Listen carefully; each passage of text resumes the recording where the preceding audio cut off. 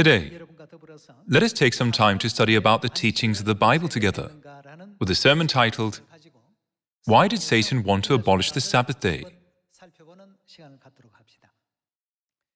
All of God's laws are meant to teach us how to fear God the Father and God the Mother.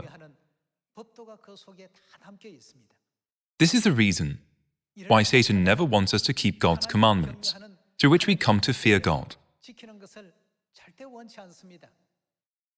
According to the words of God in Daniel chapter 7, Satan is the one who stands against the Most High.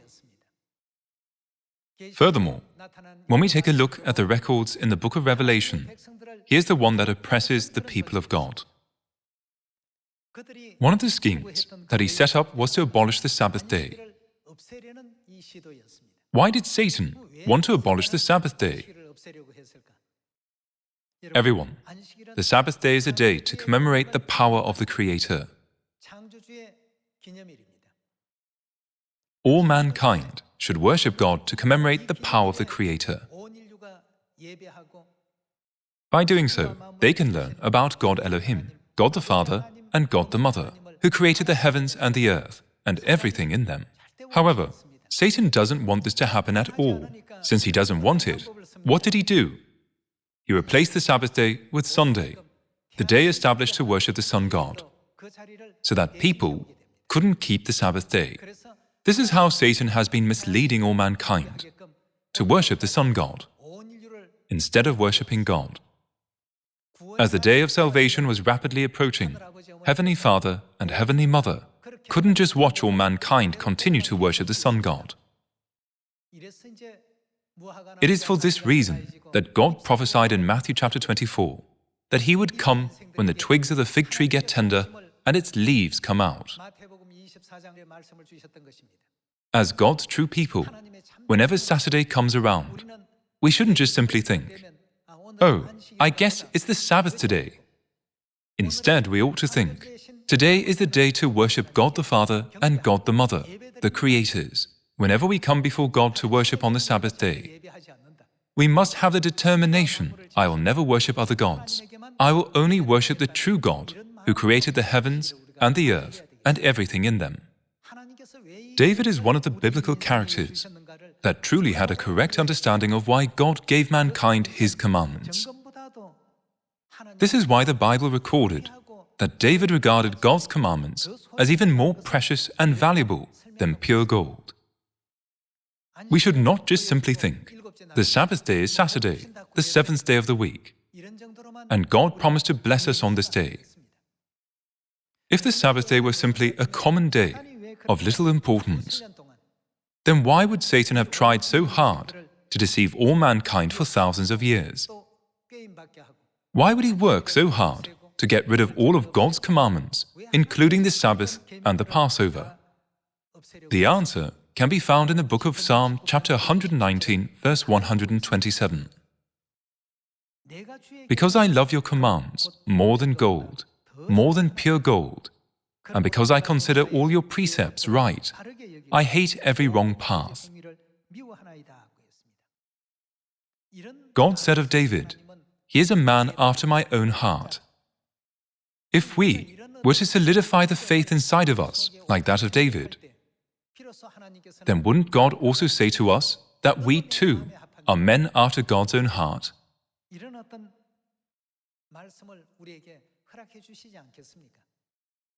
How much did David value and highly consider God's commandments?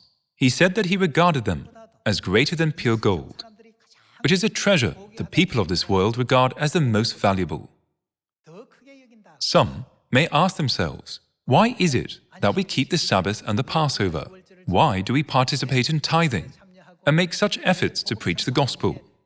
And why is it that we regard God's decrees, statutes, and laws as precious?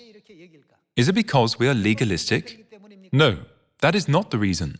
Rather, the truth of the matter is that this is a reflection of how much we fear and love God. Let's take a look at the book of Psalm chapter 50, verse 1.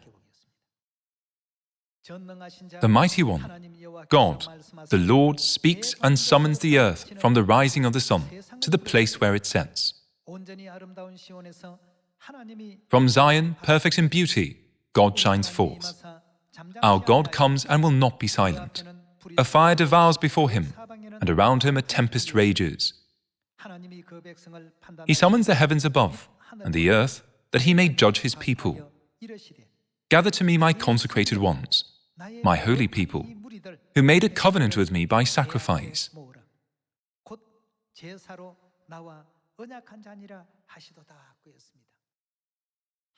God's people are those who have made a covenant with him by keeping God's commandments and laws. God said, "Gather to me all those people." Everyone, why do you think Satan wanted to abolish the Sabbath day? In heaven, it was Satan who was the ringleader that deceived all mankind to turn away from God by leading them to sin. Ultimately, it was this that caused us to be expelled from heaven and be cast down to this earth.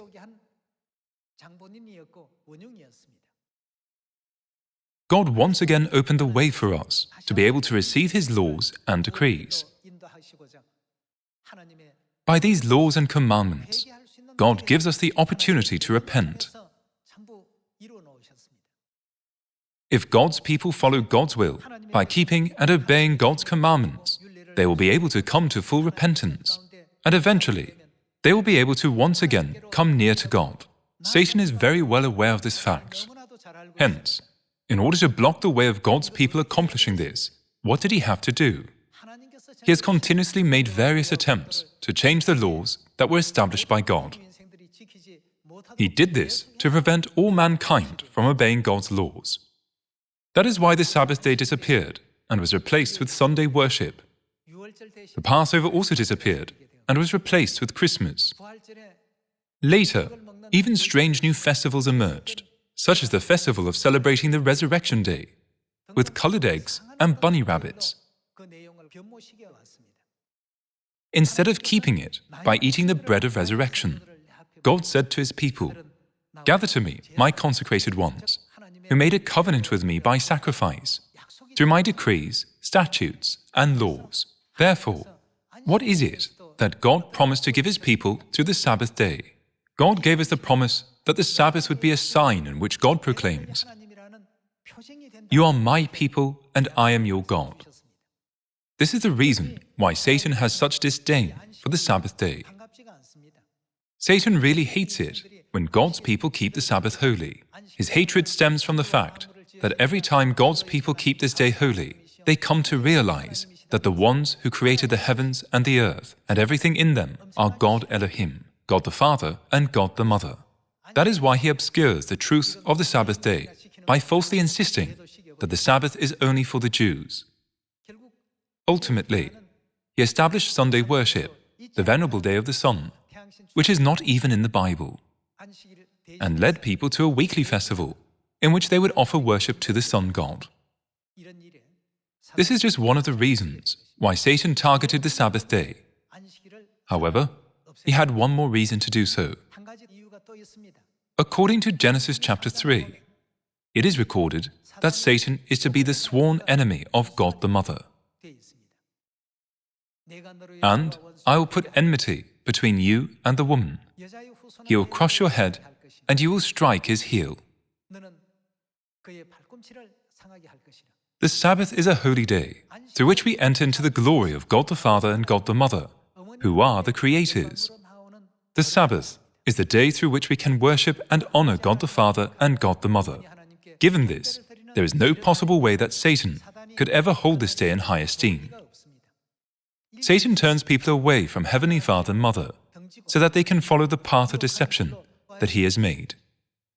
Yet, his plan was thwarted as the people who used to keep Sunday worship and the commandments of men began to turn back to God's commandments by keeping the Sabbath holy. It was by this that Satan's plot began to unravel, and his true identity was exposed little by little. Who revealed his identity? Christ himself came and did it. If God Elohim, God the Father and God the Mother, had not come to this earth a second time and opened the way for us, we would have still been living in this world, having our backs turned away from God and worshipping the sun god, while mistakenly thinking that we were actually worshipping God.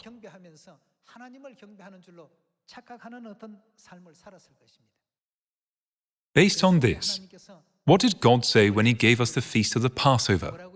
He said, "Return to me."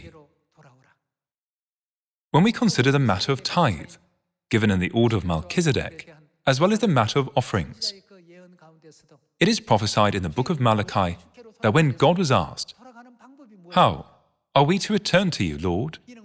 He said, "In tithes and offerings." Why did God give us these commandments?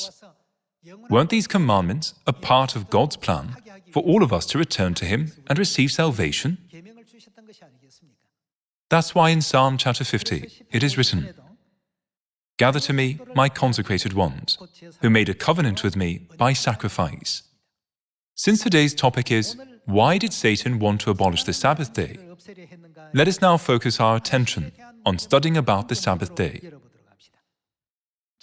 Genesis chapter 2, verse 1. Thus, the heavens and the earth were completed in all their vast array. By the seventh day, God had finished the work He had been doing. So on the seventh day, He rested from all His work. And God blessed the seventh day and made it holy. Here, whenever it refers to God, it is all referring to Elohim God. It is written in this verse that Elohim God blessed the seventh day and made it holy, because on it He rested from all the work of creating that He had done. It is the day to commemorate the power of the creators. The Sabbath day, which we are keeping today, is the day to acknowledge that all mankind and everything were created by God the Father and God the Mother. It is on the Sabbath that we worship God Elohim, who created all things. Therefore, do you think Satan, who stands against God Most High, would like the Sabbath day? There is no way he can like it. That's why he keeps sowing the weeds. God's commandments are the signposts, leading us to return to God. However, Satan keeps flipping around the signposts. He erases where it guides people to keep the Sabbath, and writes Sunday worship in its place. He erases where it guides people to keep the Passover, and writes Christmas in its place. He continuously distorts the signposts.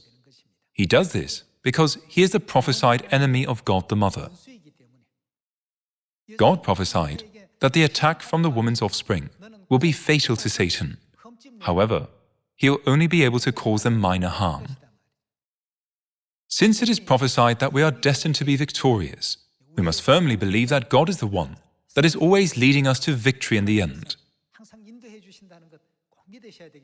We must also regard the Sabbath day, which we are keeping now, as more precious than pure gold. The Sabbath doesn't change, even though we have to keep online worship at home due to the coronavirus pandemic. The seventh day is always the seventh day, whether or not we are in a pandemic. God blessed that day and made that day holy. All mankind is destined to die because of sins. However, by keeping the Sabbath day, we come closer to the holiness of God.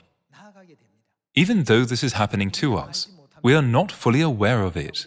Nevertheless, God still transforms us every Sabbath day and continues to guide our faith towards Father and Mother. Therefore, what did God command us to do? Remember the Sabbath day by keeping it holy. God, who foresees the end from the beginning, granted us these words of promise that lead us to salvation.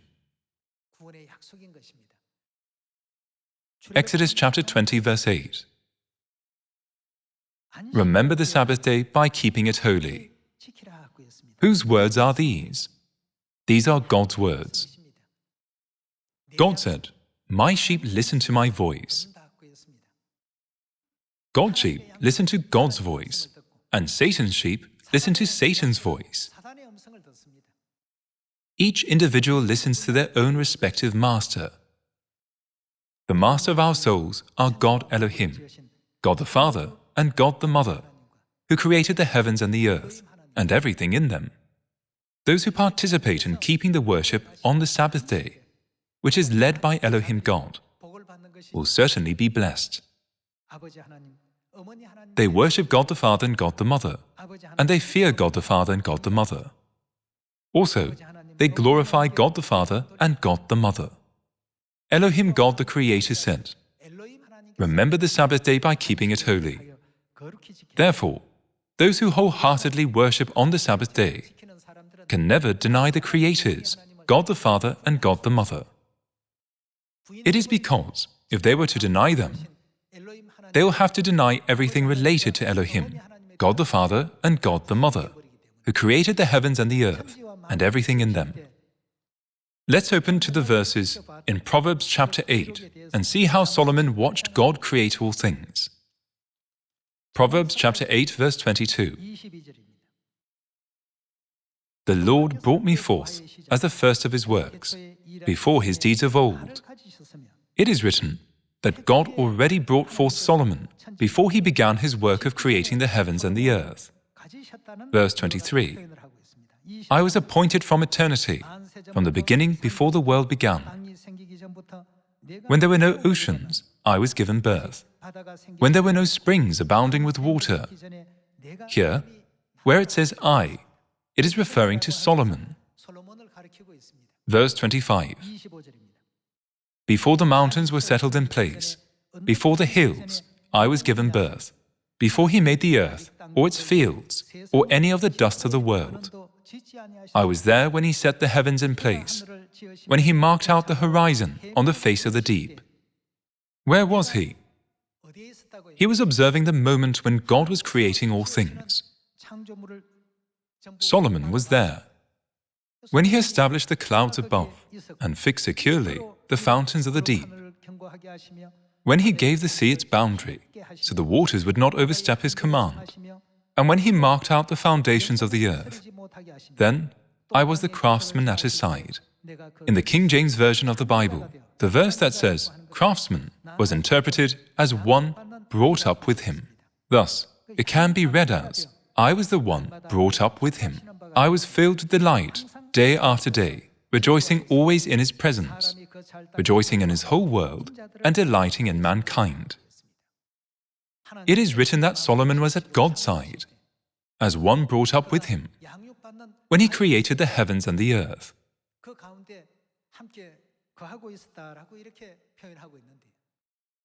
Then, who is the God that Solomon saw creating all things? Let us see who it is in Genesis chapter 1 verse 26.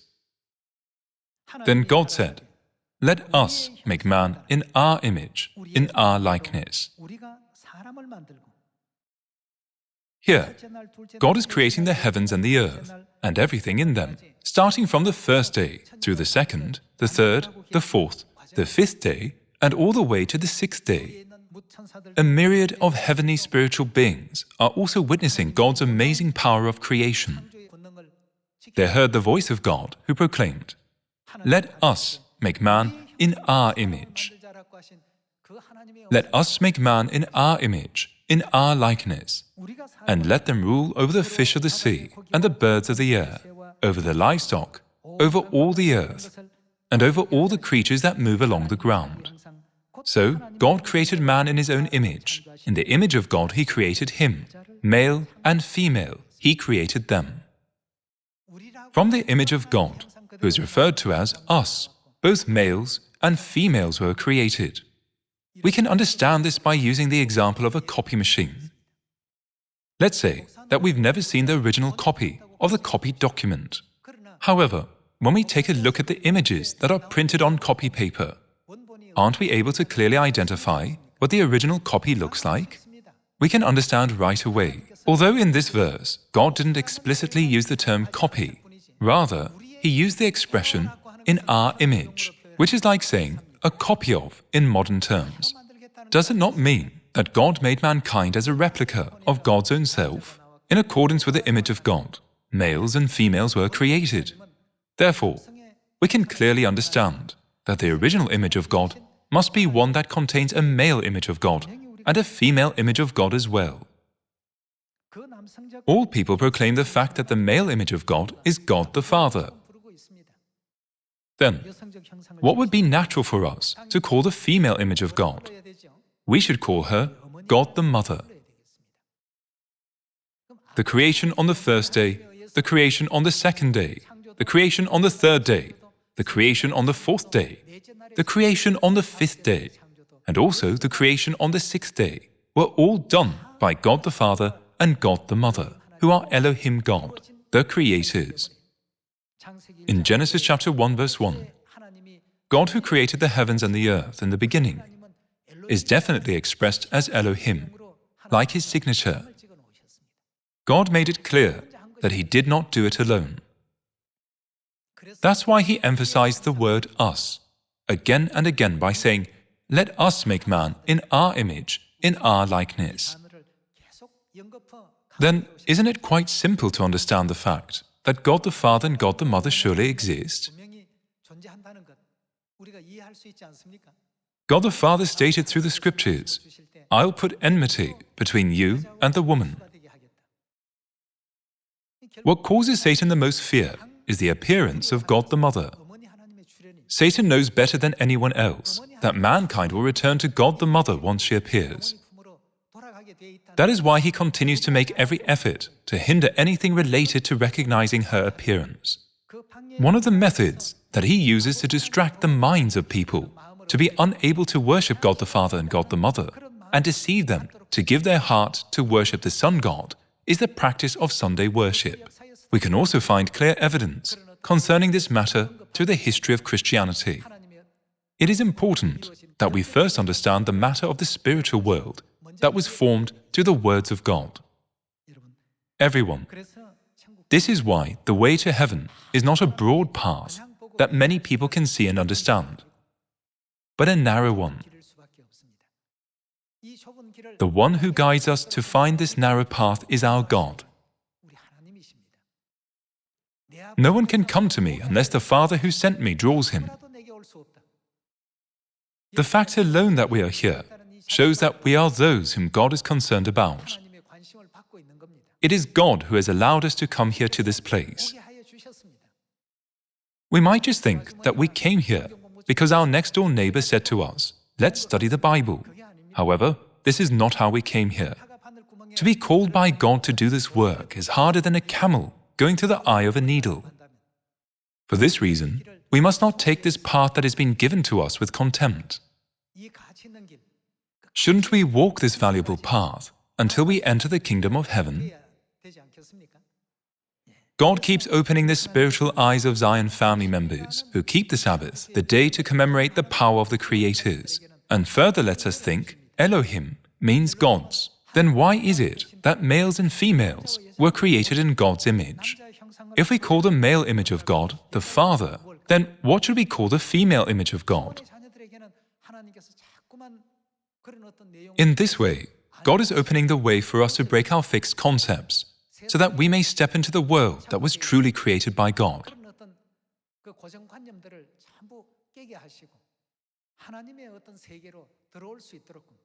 Satan makes fixed concepts and blocks the chance for people to clearly see the correct interpretation of the Bible. That's why God said, "The knowledge of the secrets of the kingdom of heaven has been given to you, but not to them." The Sabbath day, which we are keeping now, is not important just because it is the seventh day. When we look carefully at the meaning of the Sabbath day, we can find war between Satan and our spiritual mother, who is the Creator, and a battle between Satan's offspring and the rest of the woman's offspring.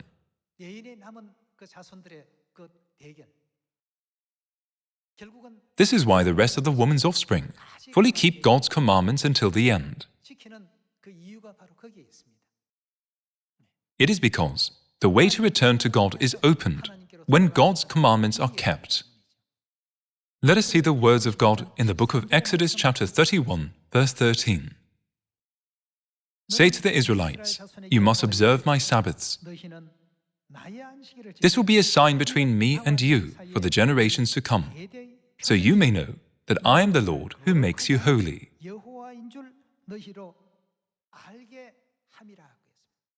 The commandment that allows us to know God is the Sabbath day. Then, do you think Satan wants us to correctly know God? No, he doesn't. That's why he changed the Sabbath day into Sunday worship. We might simply think, since it is correct the Sabbath day is the seventh day, I guess I can be more blessed if I keep it. However, the truth of the matter is that this is an amazing event in the spiritual world. We must ask ourselves, will I let myself be controlled by Satan or led by God? We are always at a crossroads. In order to make us think, God's commandments are not so important, Satan makes all kinds of plausible theories and guides people to feel drawn to those things more than the words of the Bible.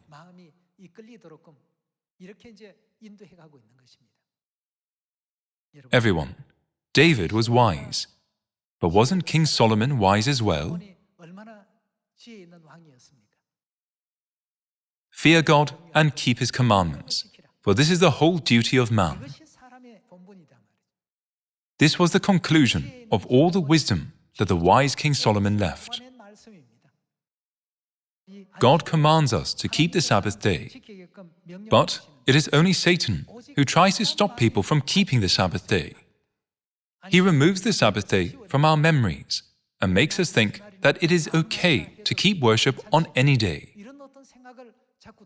God said that the Sabbath day is a sign between God and us. He also taught us that we can come to know God through the Sabbath day. The Sabbath day is the day we can learn about God, but Satan makes every effort to hinder this work. He makes plausible reasons for his work. However, we don't need to lean towards such theories. Let us look to one more verse by opening the Bible to 2 Timothy chapter 4. Let's read chapter 4 verse 1. In the presence of God and of Christ Jesus, who will judge the living and the dead, and in view of His appearing and His kingdom, I give you this charge: preach the word. Here, God told us to preach God's word. However, the whole world is preaching Satan's words. We must preach the words of God, who said, "Do not eat from the tree of the knowledge of good and evil." But the world is preaching the words of Satan, who said, "It's okay to eat from it." Here, where it says, preach the word, it means that we are commanded to preach the word of God. Where can we find the custom of Sunday worship and Christmas in the words of God? Be prepared in season and out of season. Correct, rebuke, and encourage with great patience and careful instruction. Verse 3. For the time will come when men will not put up with sound doctrine. Instead, to suit their own desires, they will gather around them a great number of teachers to say what their itching ears want to hear. They will turn their ears away from the truth and turn aside to myths. That's why we lose our discernment if we keep associating with those kinds of people and talking to them. Thoughts such as, what's the big deal whether the Sabbath day is Saturday or Sunday, keep entering our minds. Let's move to 1 Timothy chapter 6. In chapter 6 verse 3, it is written, "If anyone teaches false doctrines and does not agree to the sound instruction of our Lord Jesus Christ and to godly teaching." The words of Christ, meaning the words of God, are the sound instructions of the Bible. However, the words of Satan are not sound instructions. They are all falsehood. That is why we must agree with God's word. In order to do that, our thoughts must be attached to the words of God. Let's read verse 3 again. "If anyone teaches false doctrines and does not agree to the sound instruction of our Lord Jesus Christ and to godly teaching, he is," what? "Conceited and understands nothing," which means that he will be ignorant of God's word. He has an unhealthy interest in controversies and quarrels about words that result in envy, strife, malicious talk, evil suspicions, and constant friction between men of what kind of mind? Corrupt mind, who have been robbed of the truth and who think that godliness is a means to financial gain. We must agree to God's word, and we must preach God's word. The rest of the woman's offspring, the offspring of God, are to make an effort to keep God's commandments. Therefore, naturally, what happens? Disputes and conflicts are to arise. The spiritual battle is to happen. Satan is leading the whole world to the way of deception. But God is leading us to the way of salvation, the way we can live by. Why did Satan want to abolish the Sabbath day, which God gave to us? The prophet Daniel said, "They changed the set times and the laws." Why did they, who stand against God, try to change the set times and the laws? They have tried to abolish the Sabbath day because their goal is to strike a fatal blow to God and God's people. God said to us, "The Sabbath day will be a sign between me and you for the generations to come. So you may know that I am your God." We must keep the Sabbath day. The Sabbath is a day we give glory and worship to Heavenly Father and Mother for their power of creating the heavens and the earth and everything in them. God said that He would bring all of His children into the heavenly barn. When He does that, with what will God distinguish the ones who will go into the heavenly barn from the ones who will go to the eternal fiery hell? We have an absolute sign. Isn't that why God said that He would put the Passover as His sign on our foreheads? God makes a definitive separation between those who remain in God's commandments and those who do not. Why is Satan making every effort to prevent us from keeping the Sabbath? It is because there is enmity between Satan and Jerusalem, our Heavenly Mother. Just as God said, "I will put enmity between you and the woman." Therefore, Satan tries to lead mankind to the opposite way from where Mother is trying to lead them to. According to Revelation chapter 12, where does the dragon stand to make war against the rest of the woman's offspring? He stands on the shore of the sea. The only organization that can fight against Satan on this earth is the rest of the woman's offspring. Although it seems that there are many different denominations, they are all actually just one and the same.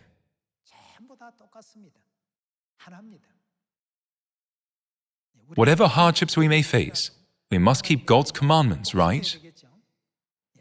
We cannot exchange the Sabbath day with anything else in the world. Let us be the rest of the woman's offspring, who worship God the Father and God the Mother, Elohim God the Creators, and give glory to them, hoping that we will follow Father and Mother's path until we reach the everlasting kingdom of heaven. I would like to conclude today's sermon. Thank you very much.